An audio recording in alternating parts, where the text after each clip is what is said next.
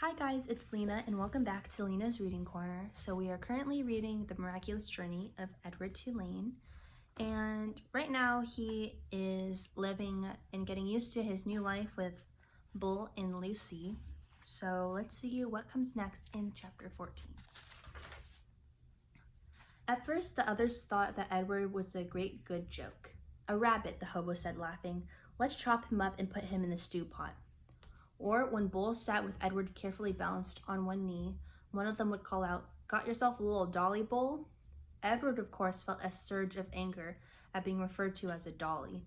But Bull never got angry. He simply sat with Edward on his knee and said nothing. Soon the men became accustomed to Edward, and word of his existence spread. So it was that when Lucy and Bull stepped up to a campfire in another town, another state, another place entirely, the men knew Edward and were glad to see him. "Malone!" they shouted in unison. And Edward felt a warm rush of pleasure at being recognized, at being known. Whatever it was that had begun in Nellie's kitchen, Edward's new and strange ability to sit very still and concentrate the whole of his being on the stories of another became invaluable around the hobo campfire. So now Edward is learning how to listen and not think about only himself when he's sitting still. "Look at Malone," said a man named Jack one evening. "He's listening to every dang word." "Certainly," said Bull. "Of course he is." Later that night, Jack came and sat down next to Bull and asked if he could borrow the rabbit. Bull handed Edward over, and Jack sat with Edward upon his knee. He whispered in Edward's ear. "Helen," Jack said, "and Jack Jr. and Taffy. She's the baby. Those are my kids' names. They're all in North Carolina. You ever been to North Carolina? It's a pretty state. That's where they are. Helen, Jack Jr., Taffy. You remember their names, okay, Malone?" After this, wherever Bull and Lucy and Edward went, some tramp would take Edward aside and whisper the names of his children in Edward's ear. Betty, Ted, Nancy, William, Jimmy, Eileen, Skipper, Faith. Here's a thinking question if you want. Why do they whisper the names of their children to Edward? Just think about that for a little bit. Edward knew what it was like to say over and over again the names of those he had left behind. He knew what it was like to miss someone, and so he listened.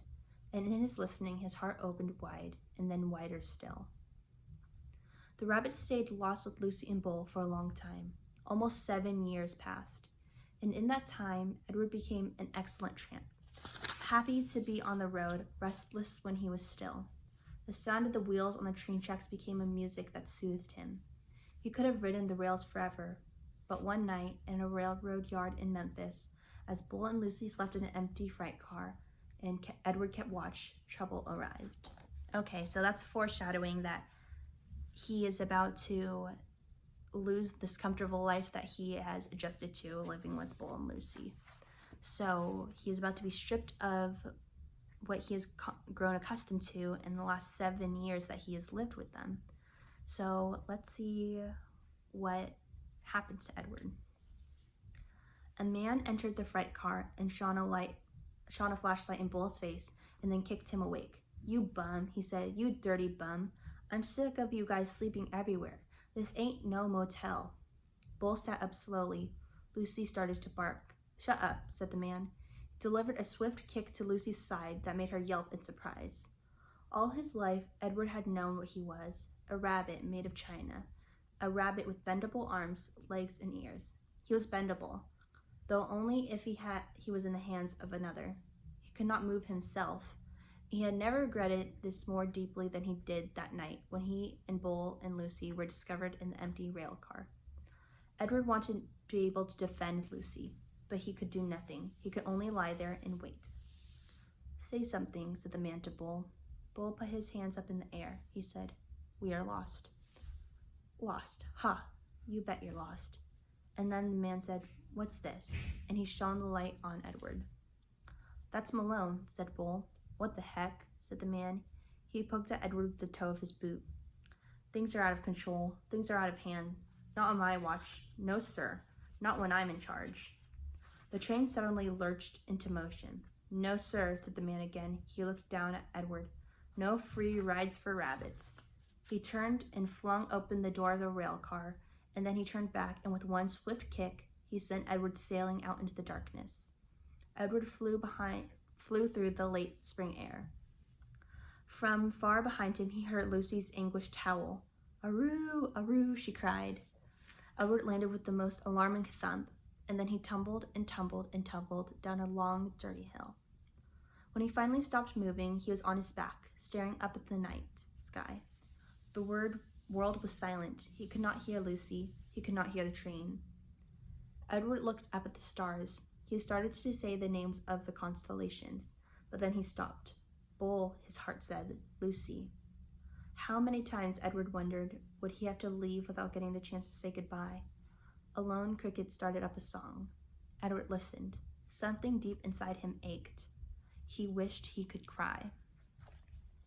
Okay, so Edward has this new sort of affection that he feels for Bull and Lucy, that he's been with them for 7 years, and then he loves the new life of living with the hobos around the campfire, and he loves being recognized. And then he is on a railroad train, and a man who works on the train finds them, and he kicks Edward out of the train. And now Edward again has left another family or group that he has grown fond of, and he hasn't been able to say goodbye. He was not able to say goodbye to Abilene or to Nellie and Lawrence or to Bull and Lucy. And now he is starting to feel that kind of pain you get when you are torn apart from someone. So he is probably about to be discovered again by someone else. So let's see what happens in chapter 15, which you can go check out right after this video.